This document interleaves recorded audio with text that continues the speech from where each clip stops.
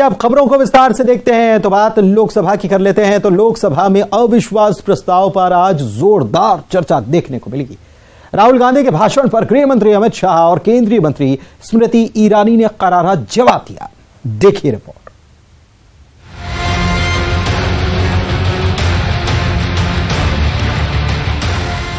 लोकसभा में अविश्वास प्रस्ताव पर दूसरे दिन चर्चा हुई। राहुल गांधी ने भी भाषण की शुरुआत की, केंद्र सरकार पर आरोपों और सवालों की बौछार की, जिसके बाद सरकार की ओर से जवाब भी आया। गृह मंत्री अमित शाह और केंद्रीय मंत्री स्मृति ईरानी ने राहुल गांधी पर जमकर हमला बोला। राहुल ने भाषण में भारत जोड़ो यात्रा की और मणिपुर की बात की। राहुल ने कहा कि प्रधानमंत्री आज तक मणिपुर नहीं गए, उनके लिए मणिपुर हिंदुस्तान नहीं है। भारत माता की हत्या आपने मणिपुर में की, मारा आपने मणिपुर के लोगों को मारकर भारत की हत्या की है। आप देशद्रोही हो, आप देशभक्त नहीं हो। राहुल ने अपने भाषण के दौरान कहा कि मणिपुर में भारत माता की हत्या हुई है, जिस पर अमित शाह और स्मृति ईरानी ने उन्हें घेरा। गृह मंत्री अमित शाह ने कहा कि मणिपुर में जो हुआ वो शर्मनाक है, उस पर राजनीति करना उससे भी ज्यादा शर्मनाक है। उन्होंने ये भी कहा कि जब नरसिम्हा राव पीएम थे तब भी मणिपुर में 700 लोग मारे गए, लेकिन पीएम वहां नहीं गए। इससे पहले राहुल के भाषण के जवाब में केंद्रीय मंत्री स्मृति ईरानी ने कहा कि राहुल भारत माता की हत्या की बात करते हैं तो कांग्रेस वाले ताली बजाते हैं। ये बताता है कि मन में गद्दारी किसके है। पहली बार राष्ट्र के इतिहास में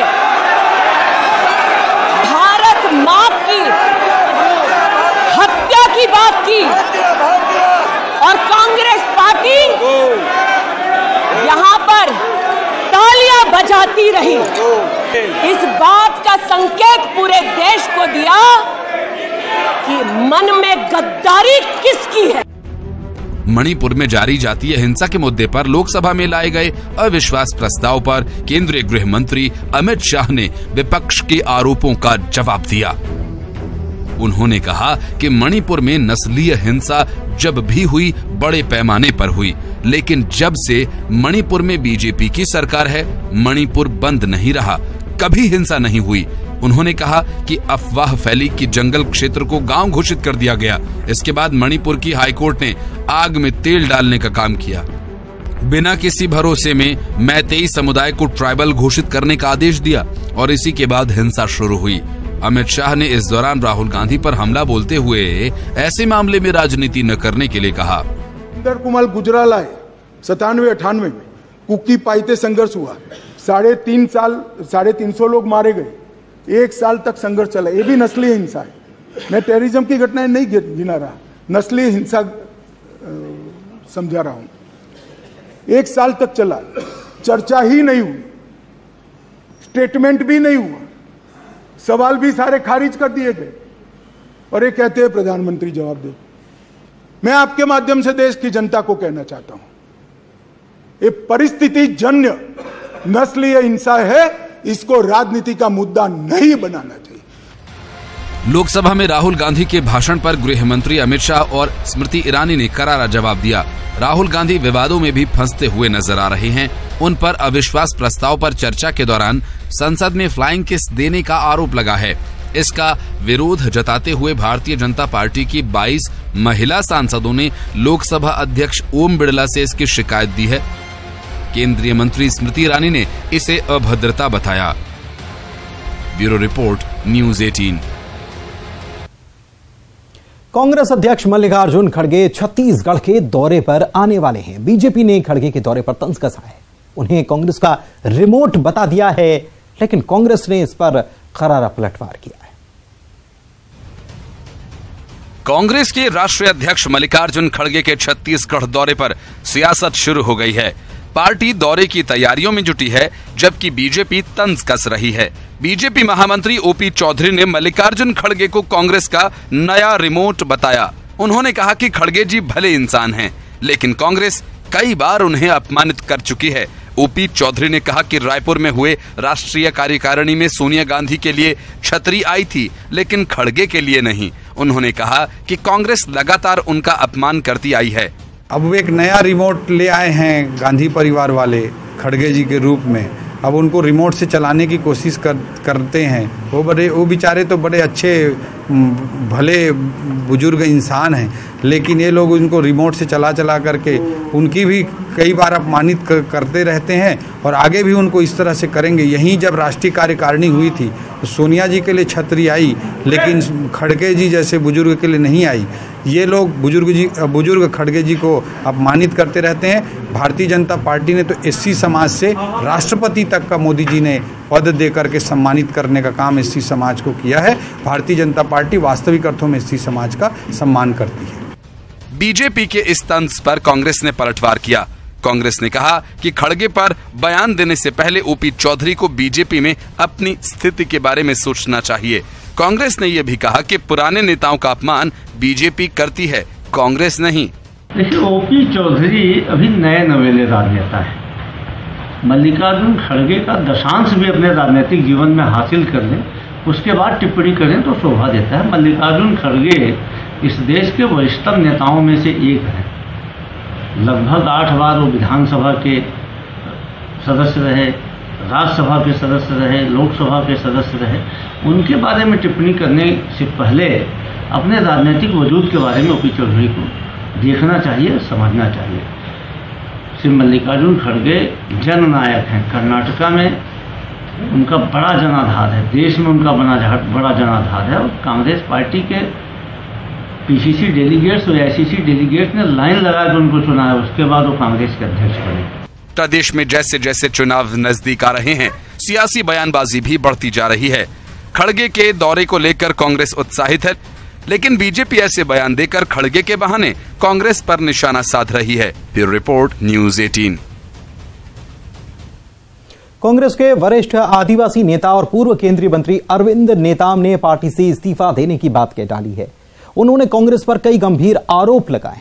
इस पर कांग्रेस का क्या कहना है, आइए जानते हैं इस रिपोर्ट के जरिए। छत्तीसगढ़ में चुनाव नजदीक आ रहे हैं, इससे कांग्रेस को एक बड़ा झटका लग सकता है। पार्टी के वरिष्ठ आदिवासी नेता और पूर्व केंद्रीय मंत्री अरविंद नेताम ने कांग्रेस से इस्तीफा देने की बात कही है।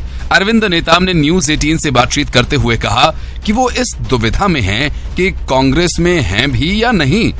नेताम ने कहा कि उन्होंने कांग्रेस प्रदेश प्रभारी से जल्द निर्णय लेने को कहा, लेकिन वो जानबूझकर निर्णय नहीं ले रहे हैं। नेताम ने 50 सीटों पर सर्व आदिवासी समाज से चुनाव लड़ने का भी ऐलान किया। कि आप कांग्रेस में हैं, मैं तो इसी बात पे सोचता हूं कि मैं कांग्रेस में हूं कि नहीं आज के जमाने में, क्योंकि आजकल कांग्रेस पार्टी में किसी के इच्छा पे रह सकते हो, किसी की इच्छा पे नहीं रह सकते।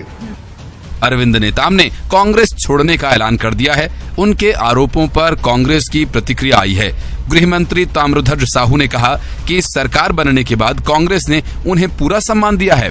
संगठन में भी उनकी भागीदारी सुनिश्चित की गई है। अगर किसी बात को लेकर कमी महसूस होती है तो मुख्यमंत्री, प्रदेश अध्यक्ष और वरिष्ठ नेताओं से चर्चा कर हल निकालना चाहिए। वो बात तो वही जानेंगे।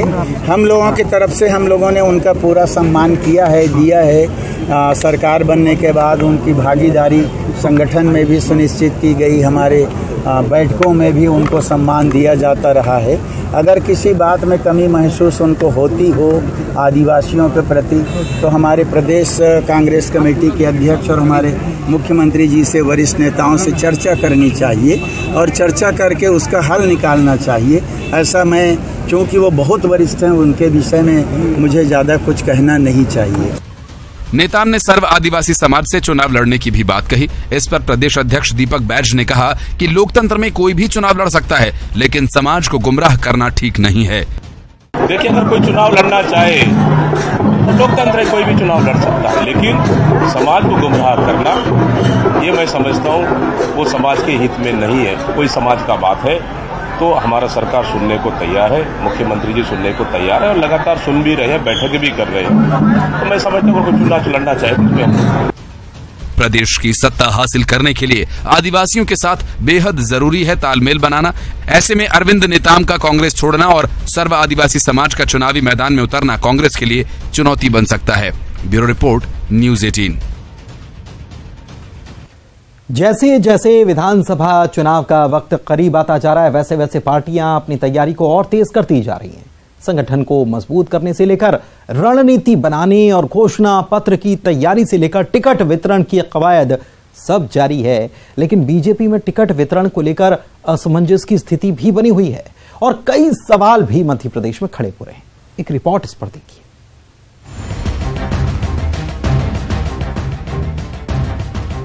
2018 में प्रदेश में कांग्रेस की सरकार बनी, लेकिन कुछ ही महीनों में सत्ता का ऐसा खेल हुआ कि बीजेपी ने फिर से वापसी कर ली। वजह थी सिंधिया और उनके सहयोगी, जिन्होंने कांग्रेस का साथ छोड़ा और बीजेपी से नाता जोड़ा। लेकिन अब जब एक बार फिर से चुनाव की दहलीज पर प्रदेश पहुंच चुका है, तब ये सवाल बड़ा मौजू हो रहा है कि इस बार टिकट वितरण में बीजेपी क्या करेगी। सवाल है कि क्या बीजेपी हारे हुए सिंधिया समर्थकों को टिकट देने वाली है या फिर अपने पुराने नेताओं पर दांव खेलने वाली है। सवाल यह भी कि कांग्रेस से बीजेपी में आ चुके सिंधिया समर्थक जो मंत्री और विधायक हैं, क्या उन पर पार्टी फिर से दांव लगाएगी। इस मामले को लेकर माना जा रहा है कि अगर बीजेपी अपने पुराने नेताओं को किनारे करती है तो बगावत के हालात बन सकते हैं, क्योंकि कई पुराने बीजेपी के नेताओं का राजनीतिक भविष्य इस पर टिक गया है और इसमें एक लंबी फहरिस्त ग्वालियर चंबल अंचल से आने वाले नेताओं की है। हालांकि बीजेपी इस सवाल पर कहती है कि उनकी पार्टी में टिकट नहीं मिलने से कोई नाराजगी नहीं होती, सब मिलकर टिकट वाले प्रत्याशी के लिए काम करते हैं। देखिए, कार्यकर्ताओं की भावना, जीतने की संभावना और जनता की आकांक्षा, इन तीनों बिंदुओं पर भारतीय जनता पार्टी की प्रदेश चुनाव समिति प्रत्याशियों का चयन पैनल बनाकर करेगी और केंद्रीय चुनाव समिति तय करेगी। और इसीलिए भारतीय जनता पार्टी आश्वस्त है, सभी कार्यकर्ताओं की भावनाओं को लगातार कद्र करते हुए आगे बढ़ रही है। जनता की आकांक्षाएं, अपेक्षाएं जिस प्रत्याशी से, संभावित प्रत्याशी से जुड़ेंगे, वो उम्मीदवार होगा। इधर विपक्ष में बैठकर सत्ता में वापसी के लिए बेकरार कांग्रेस इस मामले पर कुछ और ही राय रखती है। कांग्रेस कह रही है कि बीजेपी चाहे जिसे टिकट दे दे, सरकार तो कांग्रेस की आएगी, क्योंकि बीजेपी ने जो भ्रष्टाचार का कचरा इकट्ठा किया है उससे बीजेपी के ही पुराने कार्यकर्ता पहले से नाराज चल रहे हैं।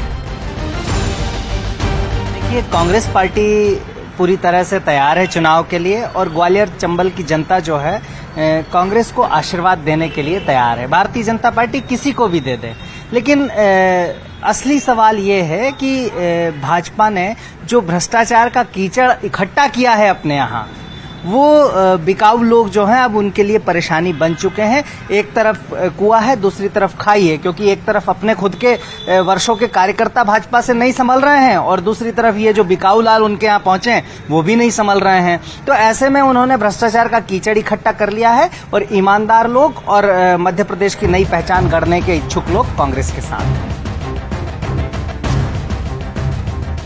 बता दें कि सिंधिया ग्वालियर चंबल अंचल के बड़े नेता माने जाते हैं और उनके बीजेपी में आने से इसी अंचल से आने वाले बीजेपी के पुराने और बड़े नेताओं की राजनीति प्रभावित होने की बातें आए दिन होती रहती हैं। इस फहरिस्त में जयभान सिंह पवैया, रुस्तम सिंह, शिव मंगल सिंह तोमर, अनूप मिश्रा, जय सिंह कुशवाहा, माया सिंह, लाल सिंह आर्य, मुकेश चौधरी, राकेश शुक्ला और नरेंद्र कुशवाहा जैसे नाम आते हैं। ऐसे में इस बार बीजेपी यहाँ टिकट वितरण कैसे करती है और उसके बाद पार्टी में कितनी एकजुटता रहती है, ये देखना बड़ा दिलचस्प रहने वाला है। भोपाल से न्यूज़ 18 के लिए शैलेंद्र की रिपोर्ट। उज्जैन में महाकाल लोक के लोकार्पण के बाद भगवान महाकाल के दर्शन के लिए श्रद्धालुओं का सैलाब उमड़ रहा है। इस बार सावन में तो श्रद्धालुओं का तांता लगा है। भगवान महाकाल के दर्शन के लिए 1 करोड़ से ज्यादा श्रद्धालु पहुंचे हुए हैं।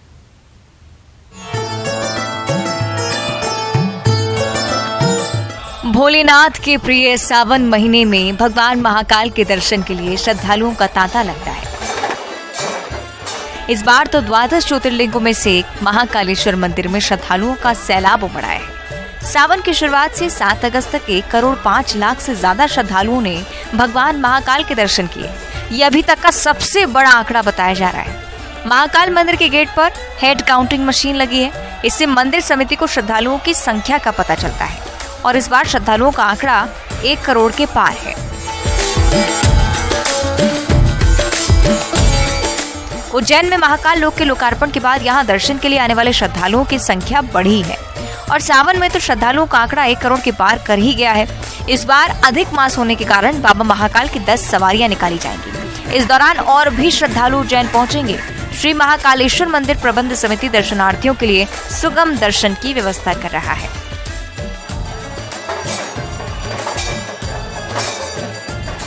Bureau report, news 18। और इसी के साथ इस बुलेटिन में फिलहाल इतना ही। नमस्कार।